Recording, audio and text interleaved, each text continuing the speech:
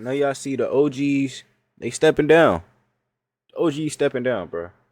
And I ain't gonna lie, me feeling like an OG myself, twin. You know, I used to do my Fortnite thing. Come on. I used to do my little back in my day. But now I got the motherfucking keyboard and I play casual, young nigga. You feel me? So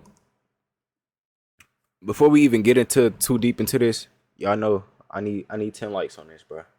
Tap that like button. Tap that like button. Tap that like button. Tap that like button. Let's get it. Like I said, the OGs are stepping down, me myself included. It's some good ass games dropping this year, my nigga. 2K drop, Madden drop, NCAA drop. It's some good ass indie games that drop. I don't just play sports games. Some good ass indie games. GTA 6 is gonna come out next year, I think. So Fortnite, they really in shambles. Roblox got the little kids. You feel what I'm saying? Roblox is really in not Roblox. Fortnite is in shambles right now. We gonna see what Fortnite got up their sleeve. Well, really, this is a goodbye and farewell video. So we gonna see what Ali got to say. But we gonna see if Fortnite do got some shit up their sleeve. Cause you know, bro, he's a Fortnite fanatic. He been on Fortnite for 10 plus years, my nigga. Like me included. Simple. Fortnite.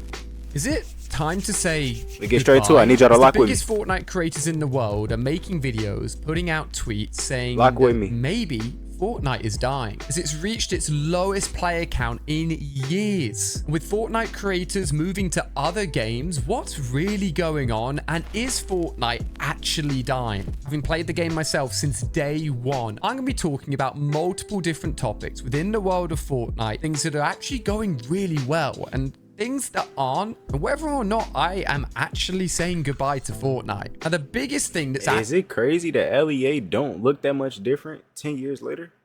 This nigga aging well. No Diddy. No Diddy, by the way. JLK, no Diddy. Actually dying within Fortnite is the original Battle Royale mode. Battle Royale isn't quite as popular as it used to be, JLK, with no loads in of bots thrown into lobbies now. Winning just isn't quite as exciting. The players that are really, really good and the players that are jumping in and playing Fortnite for the first time have an absolutely massive skill gap. Yeah. But it's not all doom and gloom, as Fortnite have built out their own modes that we know and love. Reload, blitz, fast-paced, quicker games that keep your attention span and keep you playing over and over. These modes are thriving. And they got the creator. Actually, the player counts are only going upwards. But for most of us, Battle Royale, the core mode, is the reason we started playing this game. And if that isn't strong, a lot of players aren't interested in the other modes. One of the big things that got me the most excited, and a lot of you guys excited, are all the updates happening nearly every week. For the 8 years that Fortnite Battle Royale has been available, these seem to be getting smaller and less significant and less exciting with every update that passes. Something that's happening not only with updates and almost all parts of Fortnite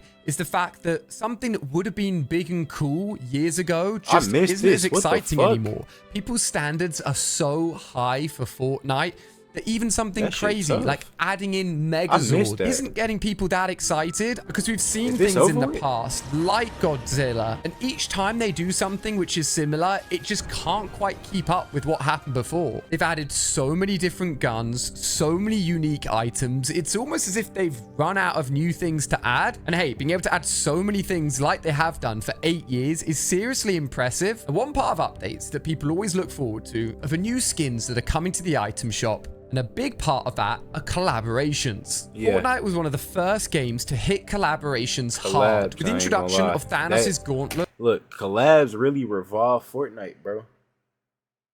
Not that it was like super bad down in sales or players, or you feel what I'm saying? But when they did the collabs and the crossovers and they start, you know,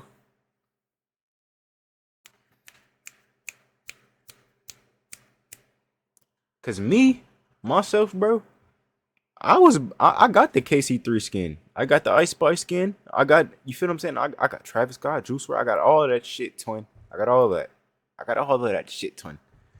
But what I'm trying to say is, if I'm getting the shit and I don't play Fortnite for real, I know I was finna say hundreds. Hell no. It's millions of Fortnite children that buy not every single, but damn near every single skin. And Fortnite is gonna keep making money off of that shit. So they're gonna just spam collabs. Which is one of the Arriving into Fortnite smartest as its things own to do. mode, Fortnite were groundbreaking, and it got everyone talking about the game. If you didn't even know or care much about Fortnite, you definitely knew about Marvel, and people that had heard of Marvel would then maybe go and play Fortnite, and these collaborations just kept on getting bigger and bigger and bigger over the years. If you look at some of the collaborations that are in the game now, from Marvel to animes to musicians, to even very lucky creators like myself, there's so much in the game that no matter what they add next, it won't really get people that excited. People are almost numb to the fact that so many big things come to the world of Fortnite that we've seen it all before. When it comes to creators, it feels like some of the biggest people have had their icon skins, and for those that haven't, I really hope they do. And instead, Fortnite are focusing on bigger names within the media world, Speed, Kai, who don't even have direct association with Fortnite, to try and bring new players into the game. But I don't think that will really help. But as I said, it's not all doom and gloom, because if we look specifically into the world of competitive Fortnite, which after my crash out, you can see that I don't play much of, it's actually doing really strong. But to get to that level, you've got to put so much time, so much effort in, and it makes up a very small portion of Fortnite's overall player base. And if we think about live events, which draws in anyone and everyone that plays Fortnite, they have gone downhill massively.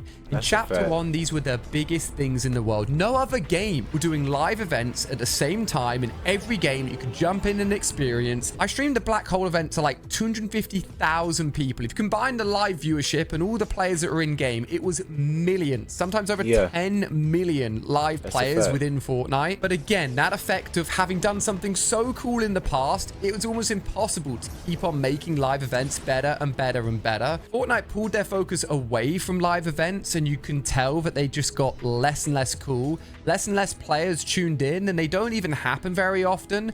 And the live viewership and the player counts for these events are nowhere near what they used to be. One of the issues I think for that is that the storyline unfortunately just fell apart. One of the reasons I loved playing Fortnite for so long was just trying to understand what the world of Fortnite was all about and the story that was being unraveled. This all came down to the legend Donald Mustard, the creative lead behind the storyline, the one that created the Seven, the Imagined Order, this incredible story that was going on with the 0 Point. But unfortunately, Donald Mustard left Epic, having not been involved in the Fortnite for years now. The story just fell apart. The live event stopped making as much sense, and I think Epic thought that the storyline was a very small reason anyone cared about Fortnite. But I think it was more important than they realized, and as that fell apart, so did people's connection with the game and wanting to stick around. Epic's vision for Fortnite has changed over the years, going from pumping everything into Battle Royale, adding collaborations in, to trying to make it a platform for as many modes as possible. And this came with the launch of UEFN, where creators could build their own maps and earn really good money. They had good players on there, but it also encouraged Epic maps and earn really... Tap in. We're gonna do one of these. I've been meaning to do this for a long time. We're gonna do one of these soon. Y'all gonna have to tap in. I don't know if we're gonna stream it or it's just gonna be on the channel, but y'all gonna have to tap in. Good money. They had good players on there, but it also encouraged Epic to make their own modes as well. Battle Royale is now split between builds mode, zero build, ranked, reload, Blitz, Lego mode, Festival mode, and of course the failed Rocket Racing as well. As players started to get into different modes, it fragments where the players are, and if there aren't as many updates happening to those individual modes, then the interest in those modes falls apart. Some updates has some really cool stuff for Blitz, some updates has some really cool stuff for Reload, but then Battle Royale is nothing at all. But it's not all bad news. So we take a look at UEFN maps and compare it to Roblox. Fortnite want to basically be a Roblox. Now, whether or not you like or hate or haven't really even seen much of Roblox, it is a platform. Hold on, what the fuck? Nigga shit fried, bro. What the fuck? This Roblox? Niggas doing full edits on Roblox? To basically be a Roblox. Now, whether or not you like or hate or haven't really even seen much of Roblox, it is a platform.